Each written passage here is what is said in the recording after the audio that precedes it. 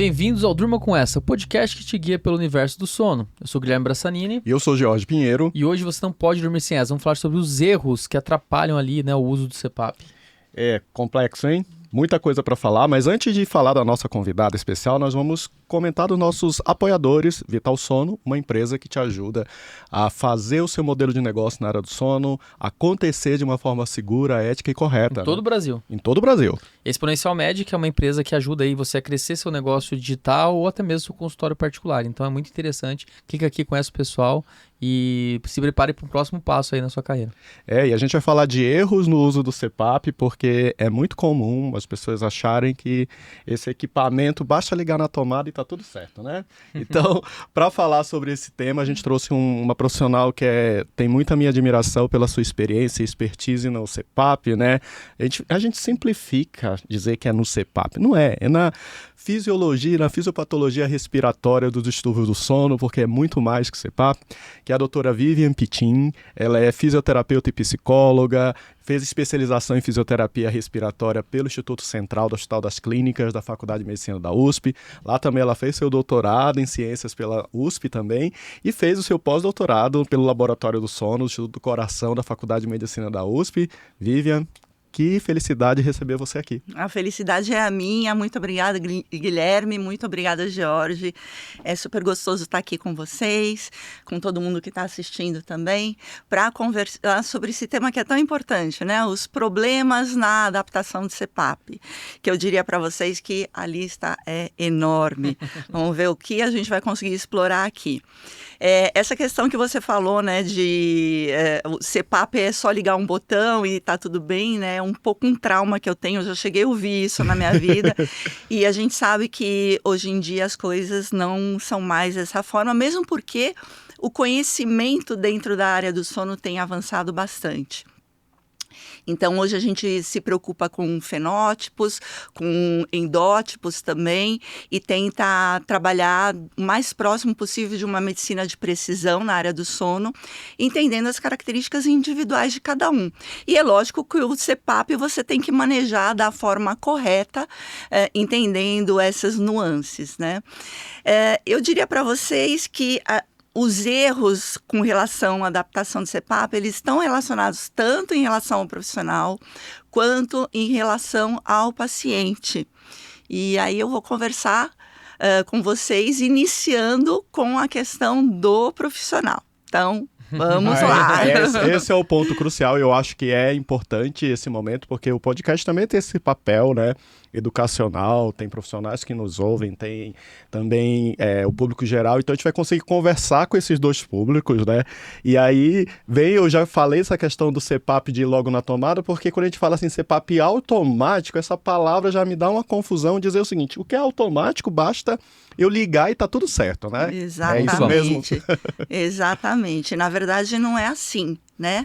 Você tem que entender como o algoritmo funciona, e a forma do algoritmo funcionar, ela pode acabar criando problemas e acrescentando distúrbios comportamentais do sono a um distúrbio respiratório do sono inicial. Então, um exemplo, um paciente que tem um baixo limiar de despertar, se você usar um modo automático, onde vai ter uma variabilidade pressórica ao longo da noite, essa pessoa pode ter no relatório estatístico do CPAP uma resolução do distúrbio respiratório, mas ela continua cansada, porque, na verdade, ela está com muitos microdespertares ao longo da noite por conta do algoritmo do equipamento. Então, isso a gente tem que levar muito em conta. Não é só uma coisa mágica, né? Você tem que entender como cada um vai se relacionar com aquele aparelho. Isso é uma coisa, inclusive, muito importante. Eu sempre falo que a terapia CPAP não é uma terapia passiva. Você não está colocando um equipamento na pessoa com uma máscara, ligando e a pessoa recebe passivamente aquela terapia. Na verdade, a gente tem que lembrar que, além de toda a parte da via aérea superior, essa via aérea ela está ligada com o sistema respiratório. Então, se eu tenho alterações no sistema respiratório, eu tenho doenças nesse sistema respiratório, isso vai impactar de forma importante em como essa pessoa vai receber a terapia pressórica no tratamento por exemplo, a apneia obstrutiva do sono, né? Então, só um pequeno exemplo para vocês. Um paciente que tem DPOC, um DPOC mais avançado. Qual a característica desse DPOC? Ele começa a fazer uma retenção muito grande, ele tem uma destruição dos tecidos pulmonares, essa destruição acaba fazendo um represamento de ar e ele aumenta a pressão dentro do sistema respiratório. A gente chama isso de auto-PIP.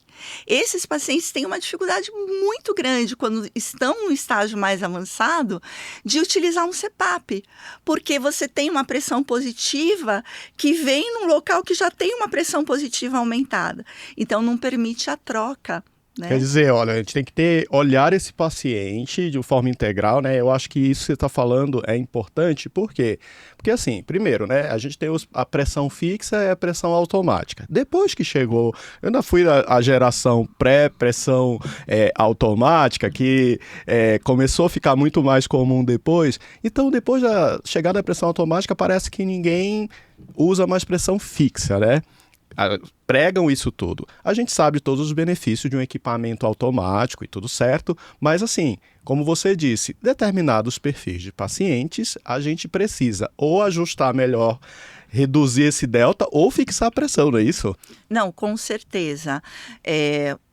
Entender as características dessa pessoa, e aí entra a polissonografia, os estudos de sono que dão dicas fantásticas, né? Muitas vezes a pessoa fica restrita ali no índice de apneia e hipopneia, na saturação mínima, leva um susto quando vê a saturação mínima, né? Mas perde outras informações que são extremamente importantes e que vão delinear o tratamento. Então, aquele paciente tem muitos microdespertares, talvez ele tenha um limiar de despertar mais baixo, e aí talvez ele se ressinta um pouco mais no modo automático, né? Aquele paciente tem uma apneia mais posicional, e eu posso ver isso no resultado do exame, talvez eu consiga trabalhar com uma pressão mais baixa, mais confortável, menos vazamento, e uma terapia posicional associada. Então, é tudo isso que a gente precisa ter esse olhar, né? E quando a gente fala de erro na condução do uso do CPAP, eu acho que um dos erros fortes aí relacionado ao profissional é não explorar toda a quantidade de dados que a gente consegue obter no exame. Então, o primeiro erro, não olhar a polissonografia em toda a sua extensão. Eu acho esse ponto muito crítico e eu acho que você falar isso, inclusive você repete para aquela câmera, para o público assim, não explorar a polissonografia. Erro número 1 do profissional de saúde é não explorar todo o potencial de dados que o exame do sono dá para você entender as características do seu paciente. E eu não vou limitar a polissonografia, porque existem outros estudos de sono que também fornecem dados amplos que merecem ser explorados. Aí a gente limita a nossa abordagem, né, e, consequentemente, a conduta. Exatamente.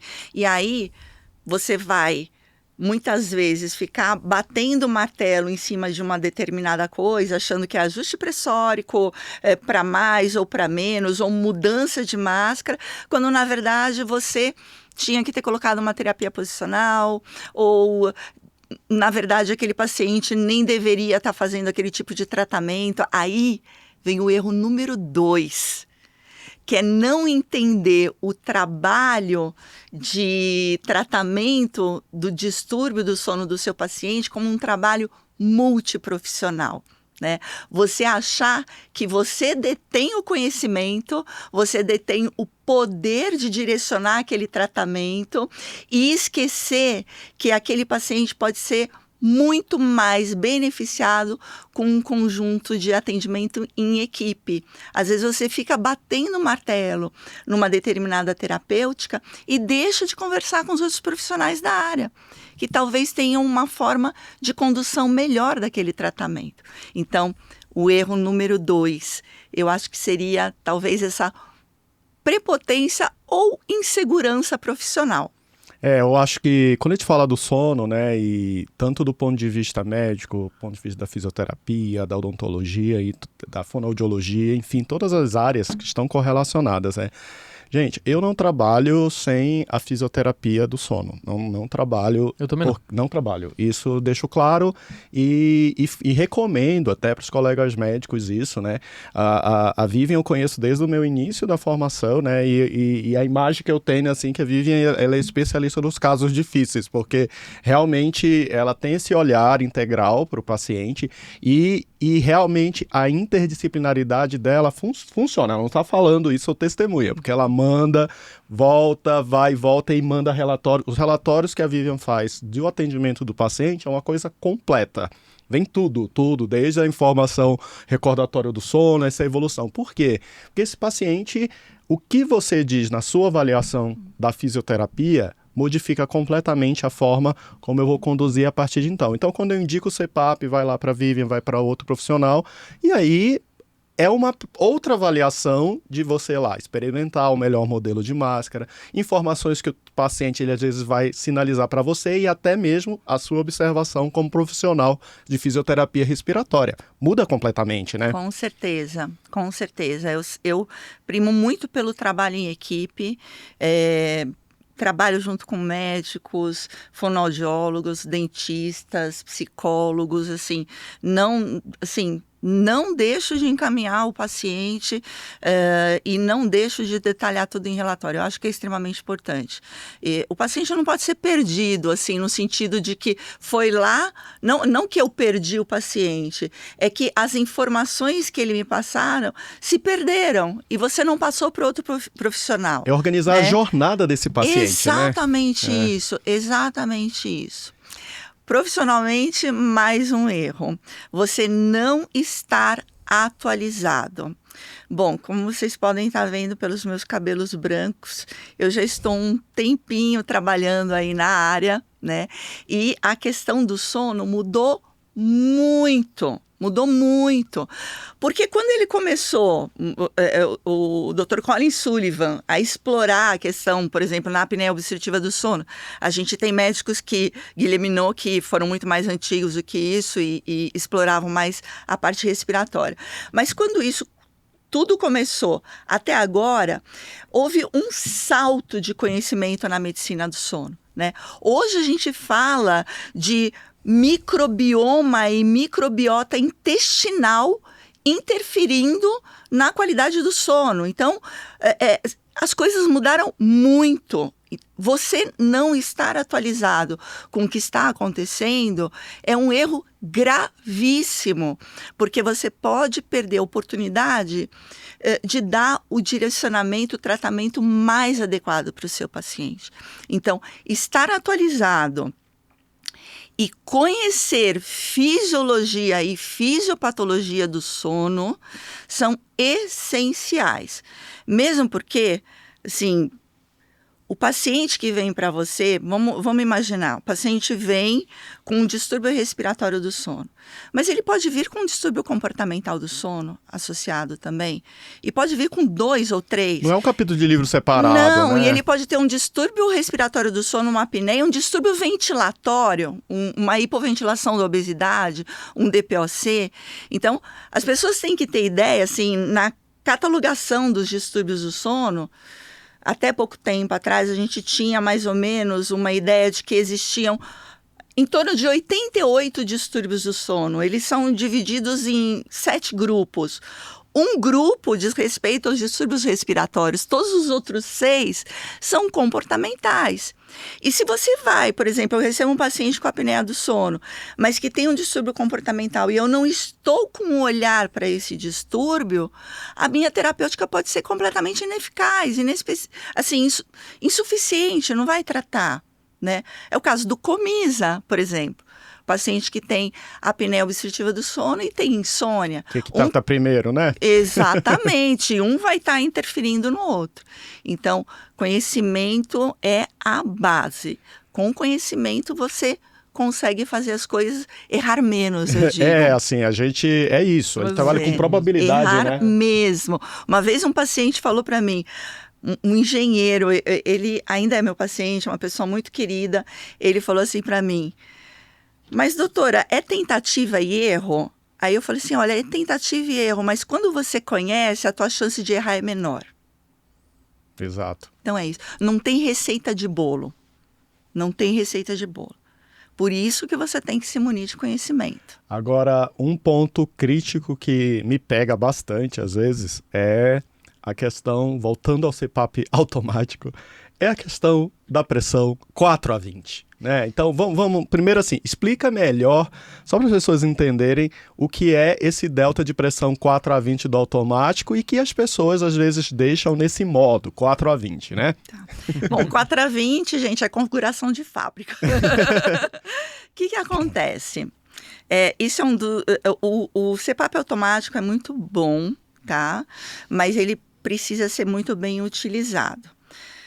Na verdade, dentro do CPAP automático, você faz o seguinte, você estipula uma pressão mínima do fluxo de ar. Quando eu falo de pressão, é a pressão de fluxo de ar do CPAP.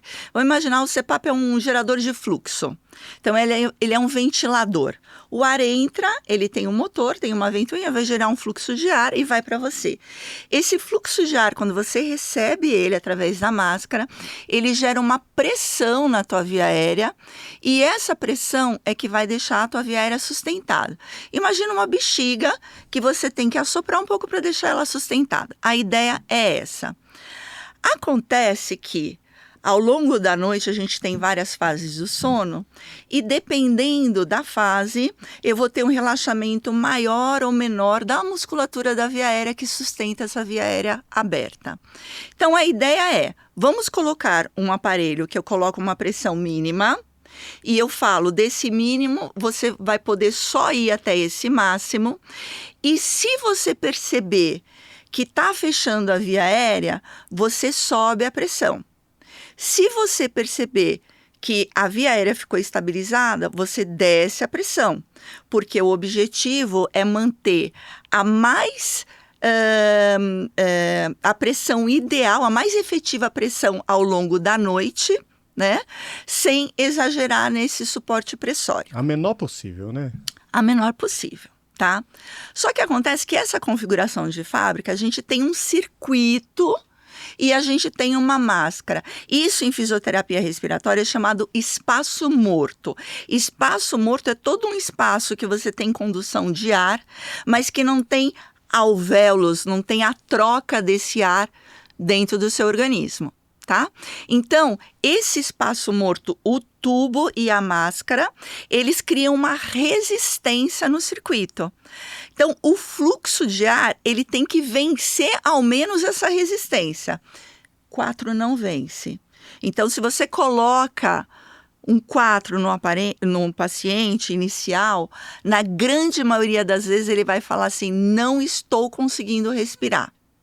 E aí você vai achar que ele está com claustrofobia e não sei o quê. Não, ele não está conseguindo porque o ar não está chegando para ele mesmo. Então, isso é uma coisa, tá? A outra coisa, a faixa pressórica superior. O que vocês têm que entender é que tem um algoritmo inteligente dentro desse aparelho. Como é que esse algoritmo funciona? Lembra que eu falei para vocês que o CPAP ele não é passivo? Uhum. Ele é uma terapia ativa, porque a pessoa recebe um fluxo de ar, mas ela respira, né? A gente está imaginando que o sistema respiratório da pessoa está íntegro. Então, eu tenho a ação do meu diafragma na inspiração que ele contrai e na expiração que ele relaxa. Essa diferença do tamanho desse diafragma na ins e na ex, cria um diferencial pressórico. Esse diferencial pressórico, ele é entendido pelo circuito do equipamento até o CPAP, que tem um sensor que recebe essa informação do diferencial pressórico. Aí ele deriva a curva de fluxo respiratório. Então, através dessa curva, a gente tem uma forma dessa curva arredondada na inspiração e também arredondada na expiração, é uma curva normal. Quando essa curva começa a achatar, num evento obstrutivo, esse algoritmo entende essa informação e ele fala, bom, vamos subir a pressão do CPAP para promover mais fluxo aéreo, estabilizar mais a via aérea, tá? E ele vai subindo até um ponto que essa via aérea estabiliza, a curva volta a ficar normal, e aí ele começa o decréscimo dessa pressão. Porém, esse algoritmo ele tem um tempo para funcionar. Ele não pode perceber que tem essa obstrução, essa restrição e tuf, manda um fluxo de ar, porque vai despertar a pessoa, vai criar um distúrbio comportamental do sono, despertares. Então, ele tem um tempo para ele ir subindo. Só que acontece que a gente tem características elásticas desses tecidos. E, às vezes, o tempo de subida é inferior do tempo da elasticidade, querendo retornar a esses tecidos numa posição mais confortável de colabamento. Por isso que no CPAP automático, você acaba tendo mais eventos respiratórios residuais, porque às vezes o tempo de subida demorou e o tempo da elasticidade foi mais rápido. E se você deixa uma faixa pressórica muito alta, pior ainda para conseguir vencer todo esse tempo e chegar na pressão que seria ideal. Então a gente tem que tomar muito cuidado com isso. Primeiro, com a pressão inicial para vencer esse espaço morto, e segundo, não deixar uma faixa ampla, porque você vai prejudicar a ação do algoritmo do equipamento para sustentar a via aérea aberta. Então agora está explicado de forma muito didática. Nossa, e clara muito que o 4-20 jamais, né? Então, assim, porque aí vem aquele conceito do automático que basta eu só ligar o equipamento e tá funcionando. Não. Jamais. Não. 4-20, gente. Não, né? 4-20 não. Não. Então, ficou muito claro, né? Agora, mais do que nunca, tanto o 4, que pode não vencer a resistência, quanto o 20, que pode provocar... deixa uma janela muito Exato. grande e prejudica a ação do algoritmo do equipamento. Agora ficou bom que foi registrado aí para todo mundo aprender isso, né? Agora, outro erro que eu vejo, que aí até posso ouvir também de você, é com relação à seleção da máscara, né? Eu acho que esse é um erro, assim, que envolve tanto o profissional como também o próprio paciente na hora da seleção, né? Então, a gente vê assim o paciente, olha, tem obstrução nasal. E a gente sabe que isso pode influenciar, com certeza, mas nem toda obstrução nasal vai ser indicativo de não usar uma máscara nasal, né? Então, assim, só para o público entender, a gente divide ali nos grandes grupos de máscaras que são só para o nariz e as máscaras que pegam nariz e boca, né? Então, como que funciona essa seleção e como que a gente pode errar menos nisso aí? Se eu não me engano, desde 2015 já tem uma orientação da Academia Americana do Sono para que a primeira interface de escolha seja a rota nasal. Porque mais ou menos nessa época fizeram vários estudos pelo mundo e fizemos um estudo no Brasil, eu participei desse estudo também, foi um estudo lindíssimo da Rafaela Andrade, o trabalho dela de doutorado, em que a gente verificou que quando o paciente usa uma máscara oronasal, existe uma entrada pressórica pelo nariz e pela boca também, pode contribuir para empurrar a base da língua mais para trás, fechar o tubo aéreo, e também pode a mandíbula também pressionar mais para trás, também fazendo com que esse posicionamento da língua também seja mais em direção ao tubo aéreo, e a via aérea pela briga pressórica entre nariz e boca, ela também não consegue se sustentar. Teria meio que uma anulação desses dois vetores pressóricos, né? Então, foi recomendado. Mas o que acontece? Todo paciente que tem apneia obstrutiva do sono tem uma tendência a abrir a boca para respirar. Você está correndo, você sente falta de ar. O que você faz? Você abre a boca. Tá? Então, é um movimento compensatório. A apneia obstrutiva do sono, ela não é um problema respiratório que ela falou, oi, apareci aqui hoje. Ela já vem vindo, vai se agravando. Então, esse comportamento de abertura de boca também tem uma cronicidade ao longo dos anos, né? Mudando a forma dessa musculatura de orofaringe de trabalhar, tá?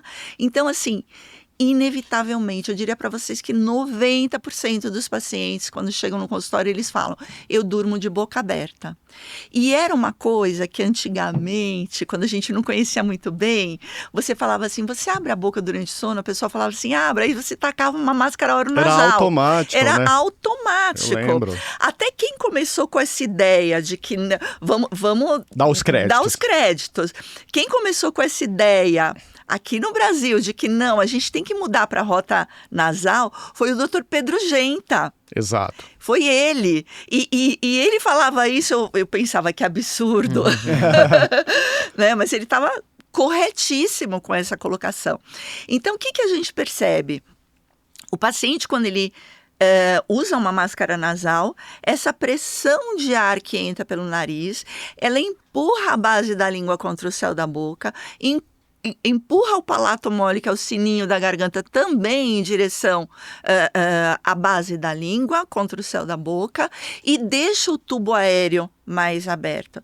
A pessoa pode, eventualmente, ter uma abertura da boca, mas não necessariamente escape de ar, né, do fluxo aéreo do CPAP.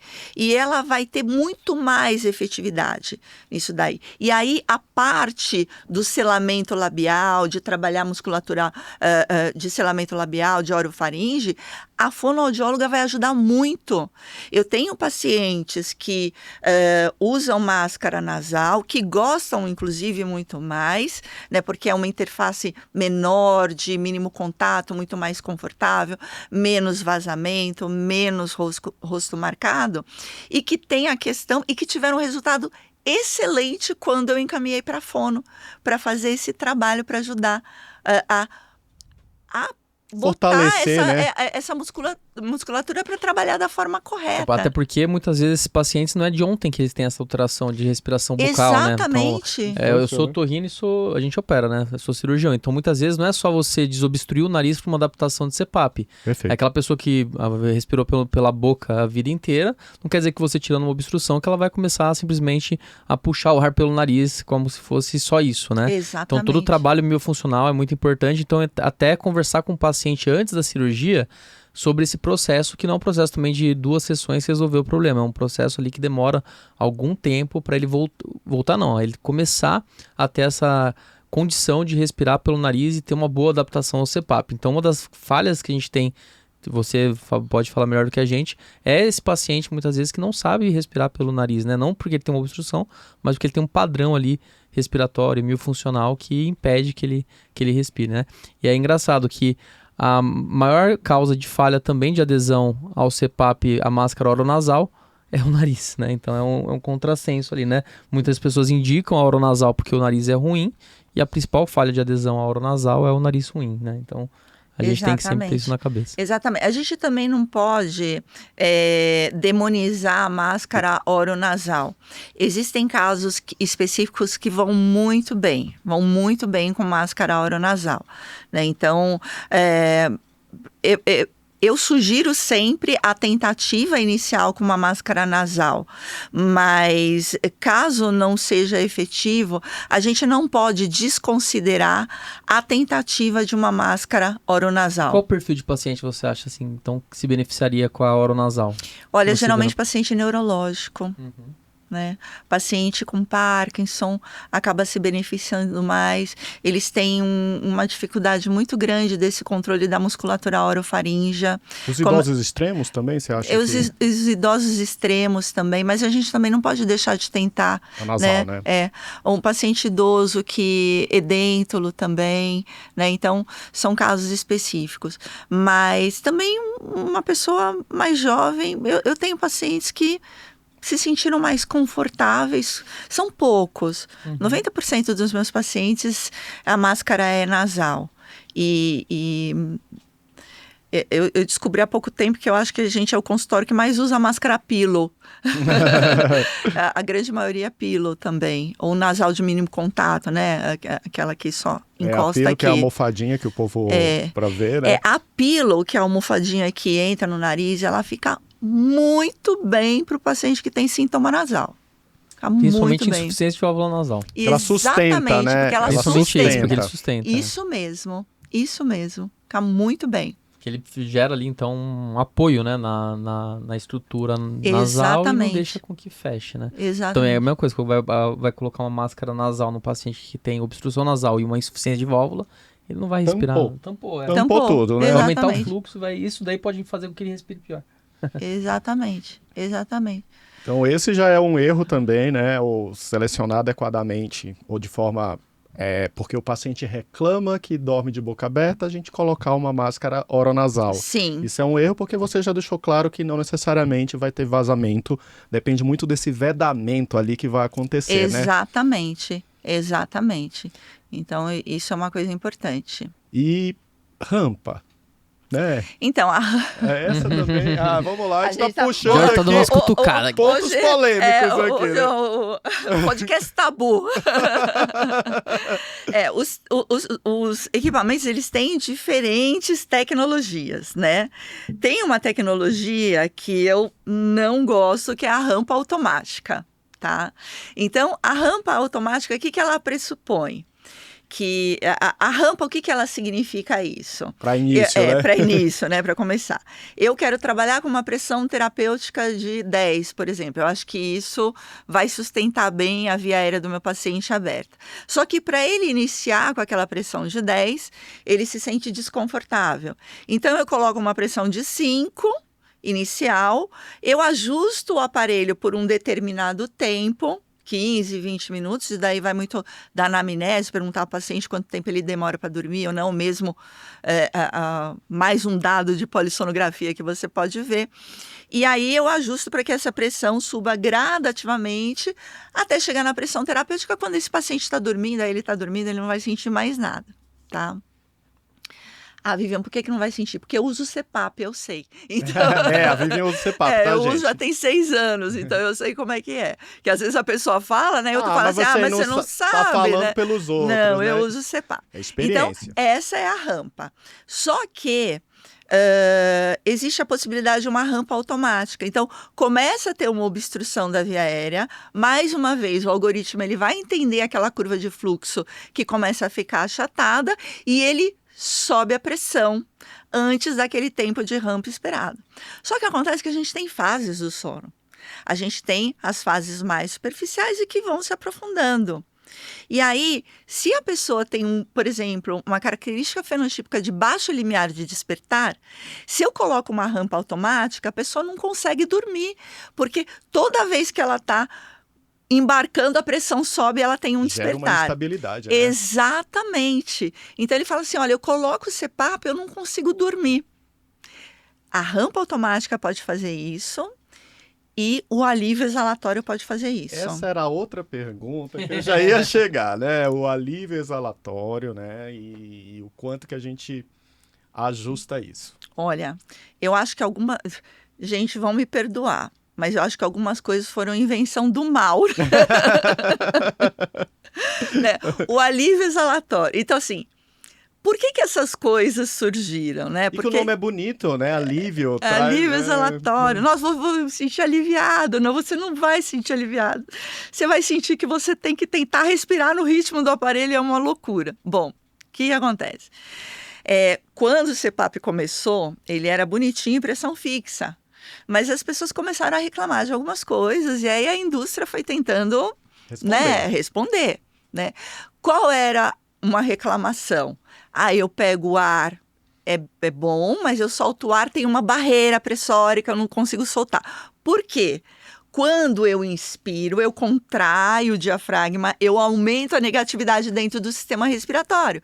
Física, os fluidos vão da maior pressão para menor pressão, aumenta a negatividade, o ar entra. Quando eu relaxo o diafragma, eu diminuo essa negatividade. Aí eu vou soltar o ar e tem a pressão positiva do CPAP. Aí, que inventaram? Vamos fazer um alívio exalatório. Então, você inspira, tem uma pressão, vamos pensar uma pressão de 10. Você inspira, tem a pressão de 10. Aí eu vou usar um alívio exalatório de 3. Quando expira, e o algoritmo também entende essa mudança entre a INS e a ES, mas eu não vou explicar aqui, porque né, ele desce para 3, vamos imaginar um equipamento que é ajustado em centímetros de água, desceu para 3 no começo da expiração, chega um pouquinho além da metade do fluxo exalatório, ele sobe para 10 de novo.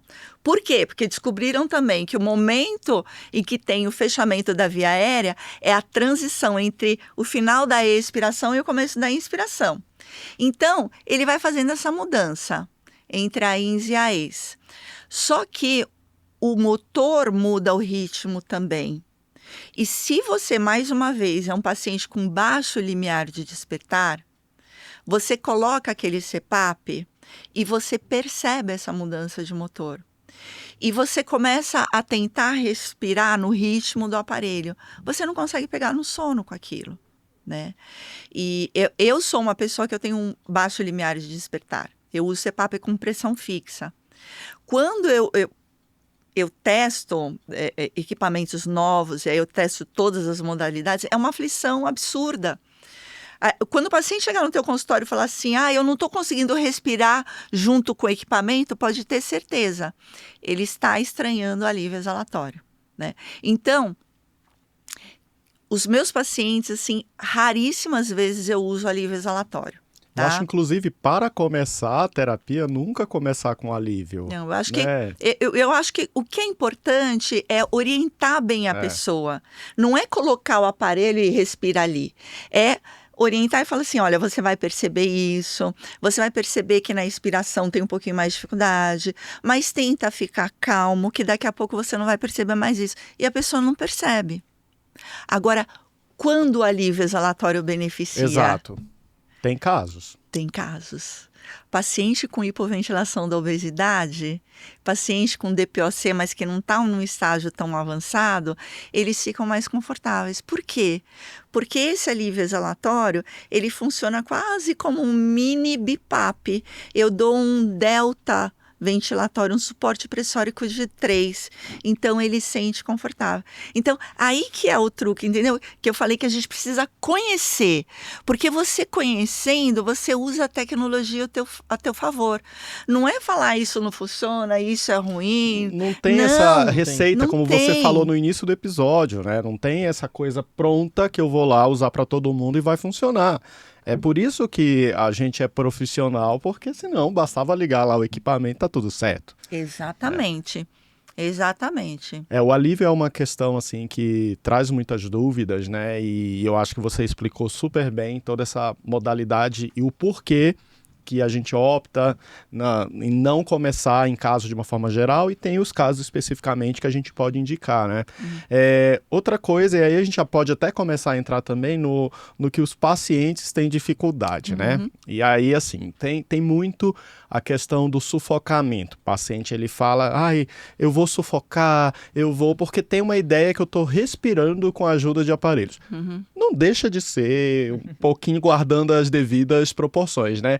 Mas assim, esse paciente que já chega com esse mito aí de que não vou conseguir respirar com aquilo, nem experimentou, porque alguém teve uma experiência ruim e comentou. Como que a gente aborda?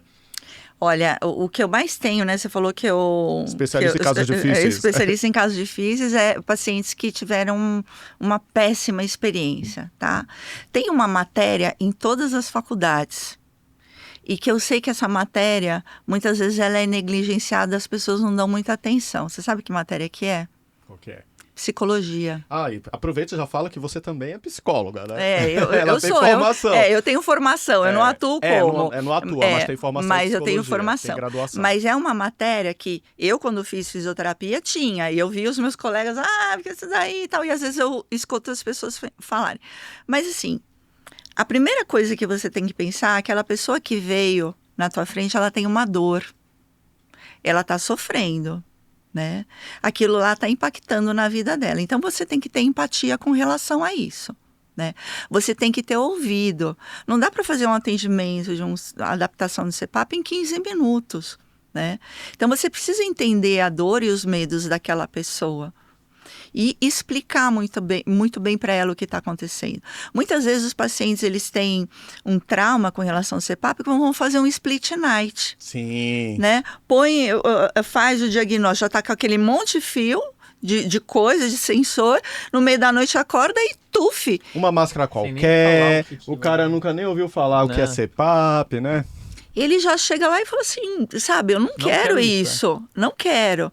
Então, você tem que ouvir o paciente, entender a dor dele e ter tempo para explicar o que vai acontecer. Então, eu acho que a coisa mais importante é você explicar e você mostrar para o paciente que ele tem controle sobre aquilo. Porque o medo, o que é? Perdeu o controle. Perder o controle, né?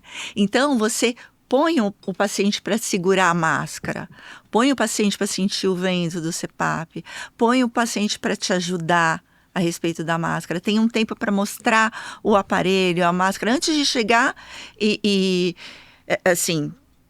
Eu até tive uma experiência recente sobre isso. Chegou uma senhora de 90 anos com a filha dela no meu consultório e a filha, antes de eu realizar todo o atendimento, queria que eu colocasse já a máscara na mãe dela. Falou assim, olha, eu conheço a minha mãe não vai usar, minha mãe não vai fazer, você já mostra o equipamento para ela já saber como é que é. Eu falei, eu vou mostrar. Primeiro eu vou fazer toda uma avaliação, até para saber que pressão eu vou colocar. Tem uma cardiopatia hipertrófica lá, eu preciso saber, né, para não criar um problema de saúde muito maior, né? Falei, não, vamos fazer primeiro, aí depois eu vou... Não, você já põe agora. Falei, não, eu não vou colocar agora. Aí ela insistiu. Tem método, né? Ela insistiu. Aí eu tive que falar, eu falei, olha, quem conduz o meu atendimento sou eu. Ah, então eu não vou perder meu tempo. Tudo bem. Tudo bem, né? Mas você tem que saber o que é certo, né? Porque senão eu vou criar trauma numa pessoa, 90 anos de idade, porque a filha dela tá me pressionando, né? Então, entender a dor do paciente, fazer uma boa avaliação, ter tempo para explicar o que está acontecendo, né? Você vai colocar, muitas vezes a gente trabalha com uma pressão subterapêutica inicial, para a pessoa desensibilizar daquele fluxo pressórico e aos poucos vai corrigindo. Hoje os equipamentos, eles me dão relatórios maravilhosos. Eu tenho a possibilidade de ler a curva de fluxo respiratório. Eu sei o que está acontecendo respiração a respiração. Então eu vou dando tempo para o paciente para ele se acostumar e eu vou corrigindo aos poucos. Eu falo muito, para quem já foi os meus alunos, eles sabem. Eu falo, às vezes... O melhor caminho do tratamento, a melhor estratégia inicial do tratamento é maracujina para o profissional. É controlar a própria ansiedade. Mais um erro do profissional, né? Exatamente. Ansiedade com a resposta do tratamento. Exatamente. É tomar maracujina, você não querer fazer...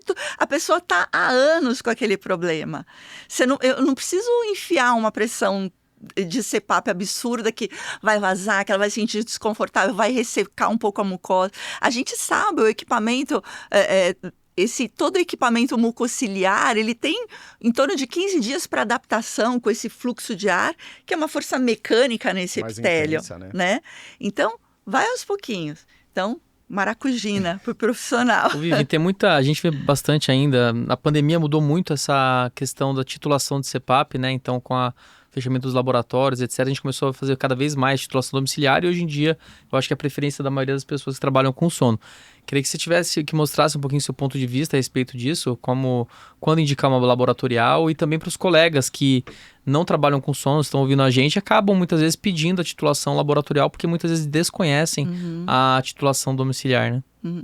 Assim, existe toda uma recomendação da Academia Americana do Sono, em que o paciente tem que ter uma suspeita muito grande, especificamente de apneia obstrutiva do sono, provavelmente moderada ou grave, né? E você tem que evitar pacientes cardiopatas ou com comorbidades e tal.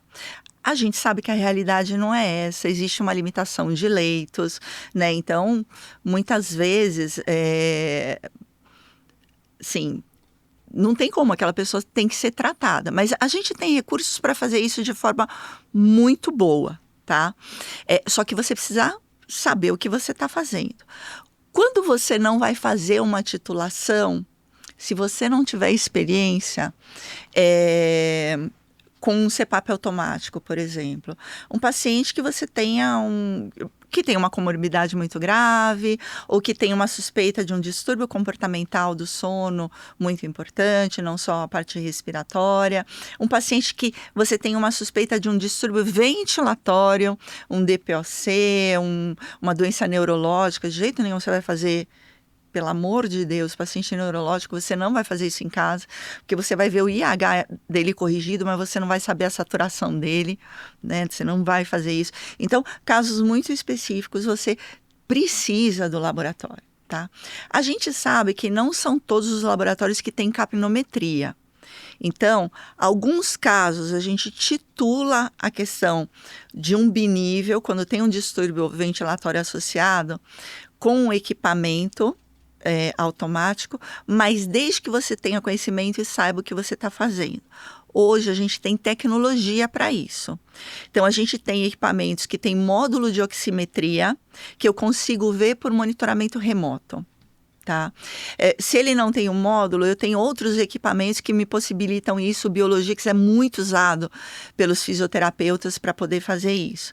Então eu tenho esses recursos, mas eu preciso saber o que eu estou fazendo, tá? Então, o paciente só com apneia obstrutiva do sono, eu consigo muito bem titular ele com um CPAP automático. Deixo ele com uma semana com CPAP automático, tá?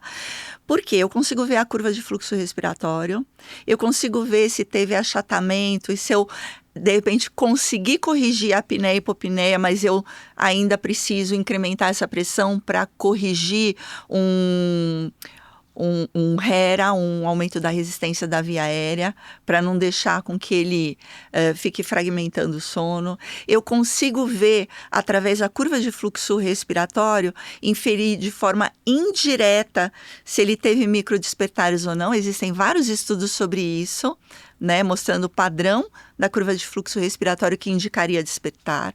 Mas tudo isso você tem que ter o conhecimento. Né?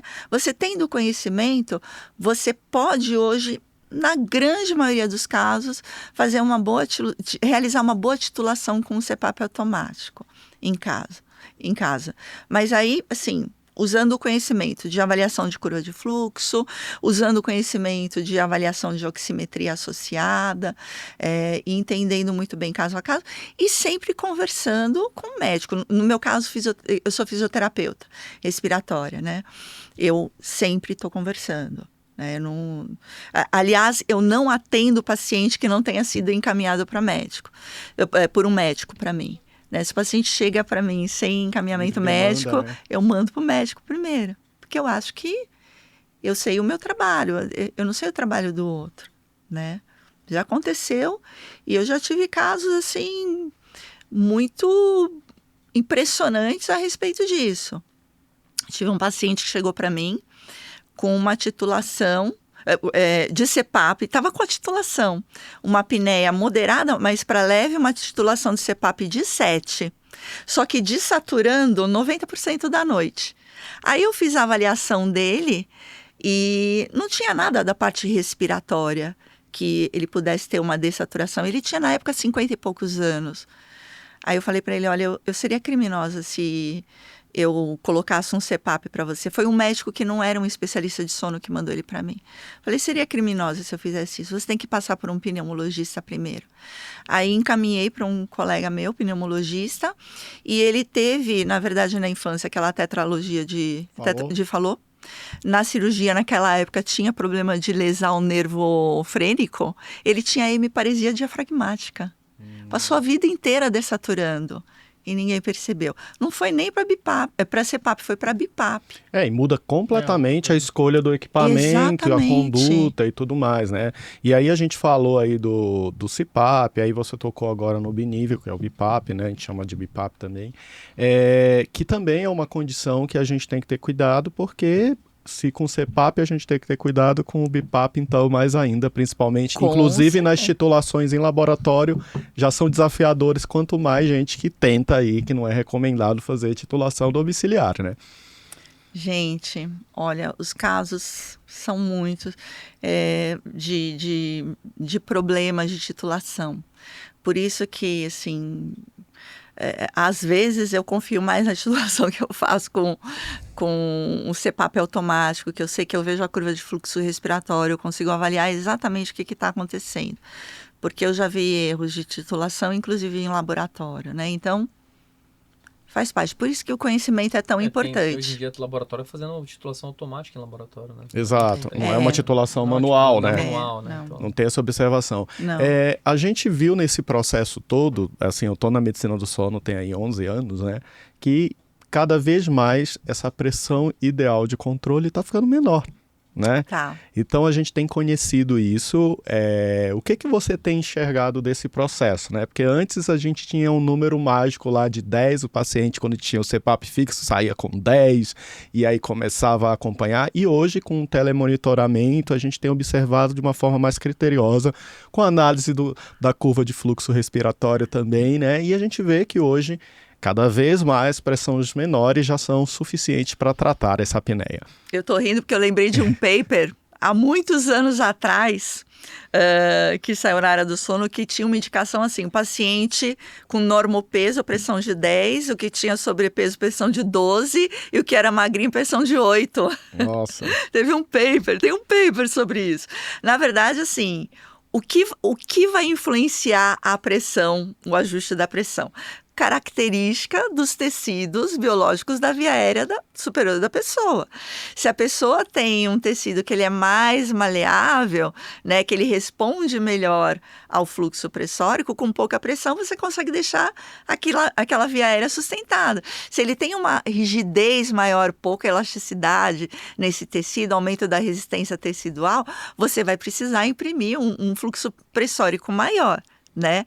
Então, talvez o que a gente estivesse errando era exatamente isso. E talvez a maioria dos pacientes tenha realmente uma maior flexibilidade. Não é que a gente não tenha que usar pressão alta. Eventualmente, eu já tive pacientes bem magros e com uma resistência enorme na via aérea superior, né?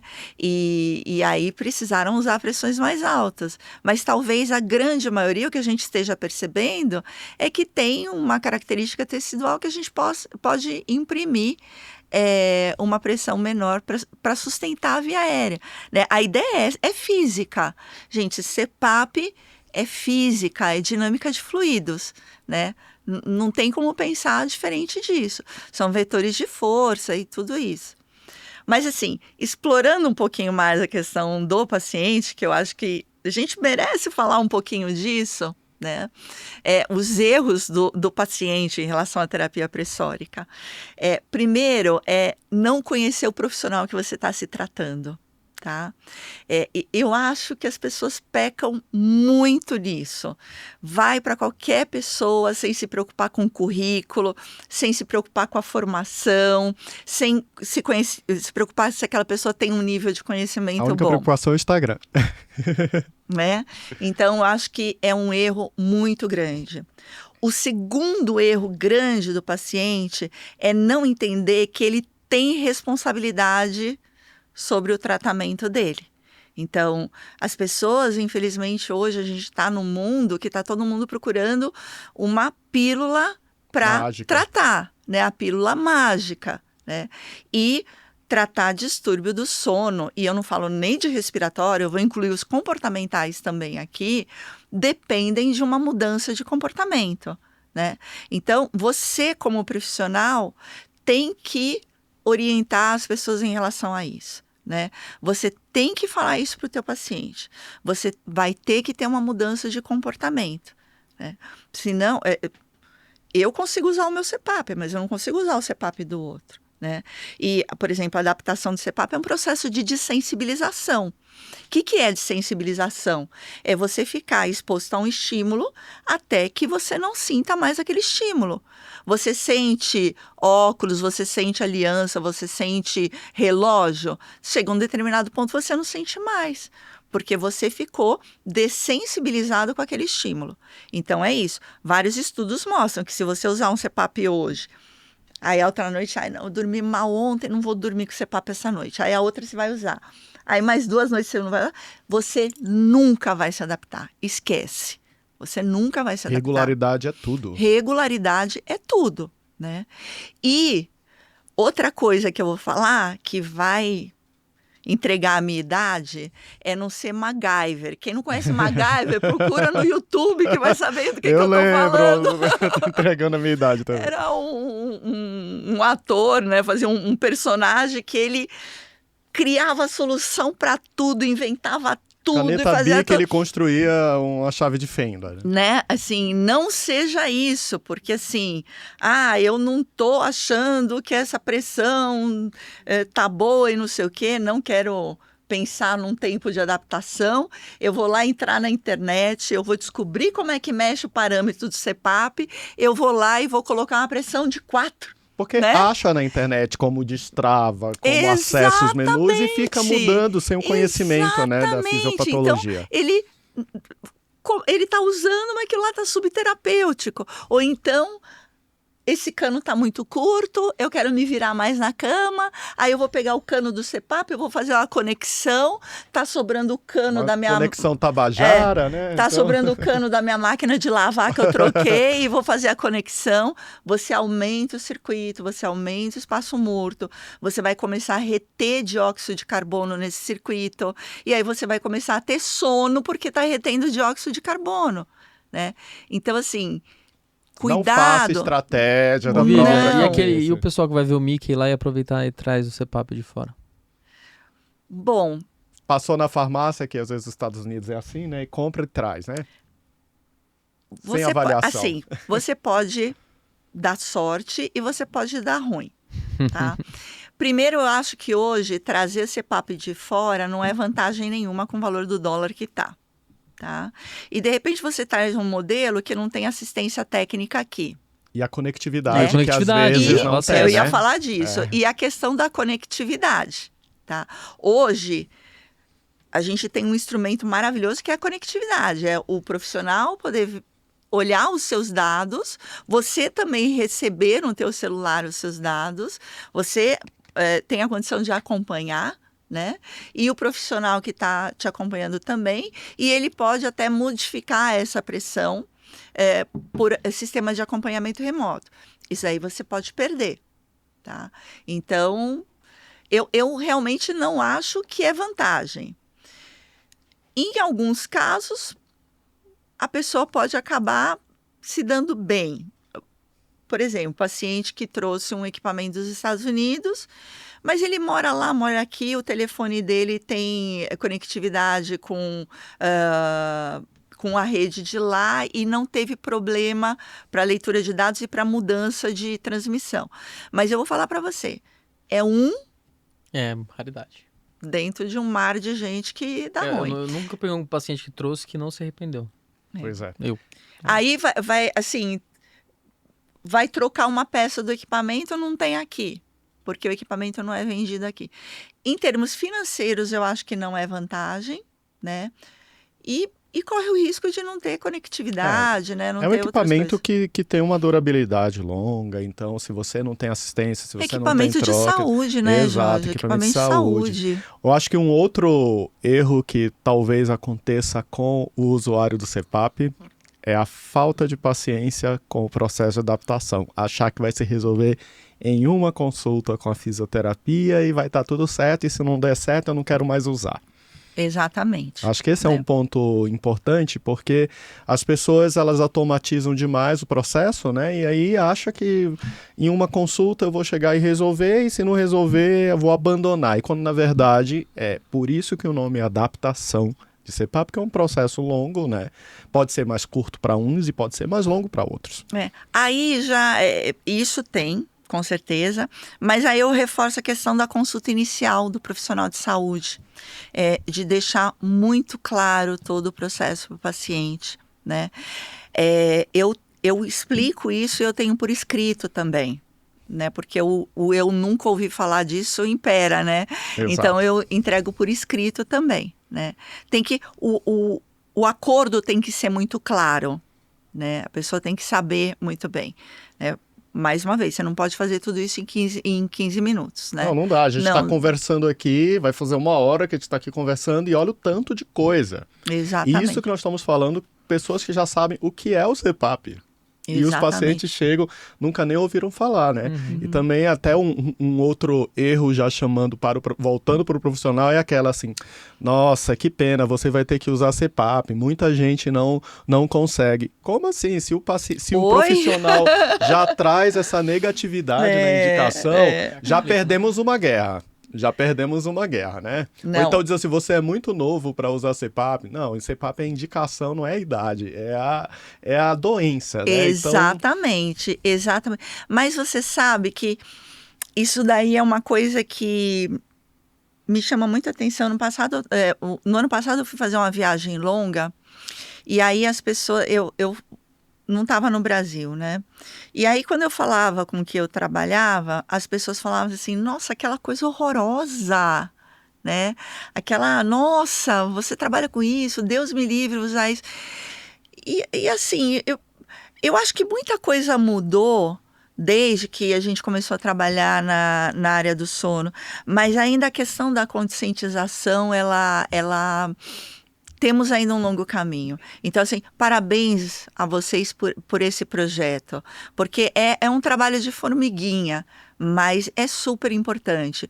O estudo que saiu esse ano, agora no meio do ano, no Lancet, falando da questão cardiovascular, 30 e poucos % de diminuição da mortalidade por todas as causas e 53% de diminuição da mortalidade cardiovascular, hoje em dia não dá para falar hoje em dia não dá para falar que o CPAP é uma opção, né?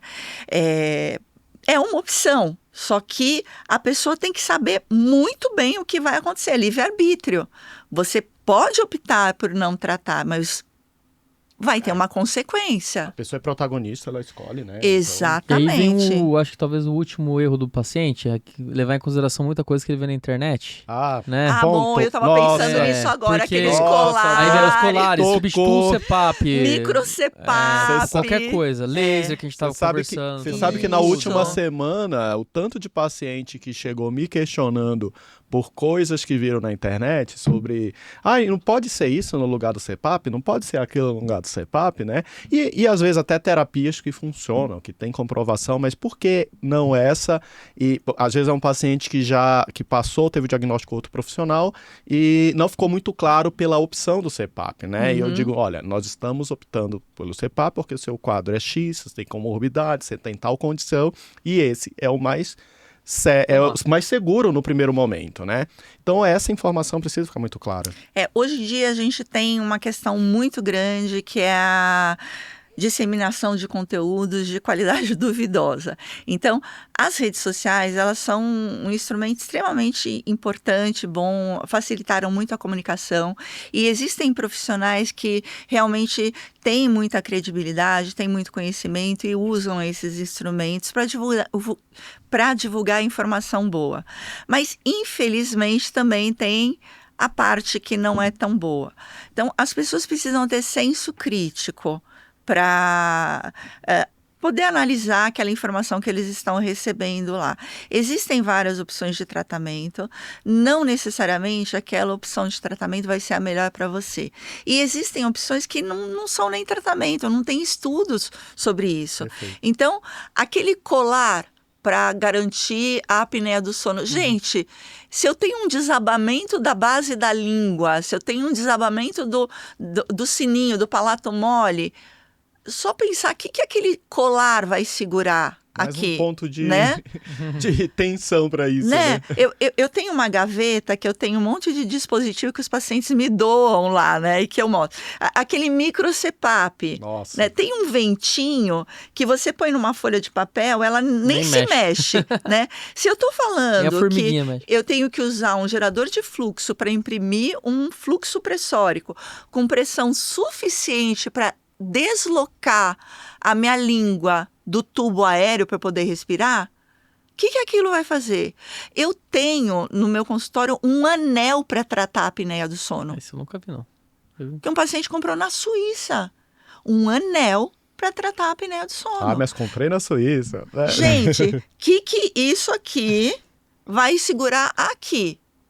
É igual aqueles caras que tem um magnético que colocam embaixo da axila para disparar... Como é que é? Desparasitar. Já viu isso daí? Já vi. Não, Então, a gente estava conversando, Guilherme, a respeito do laser.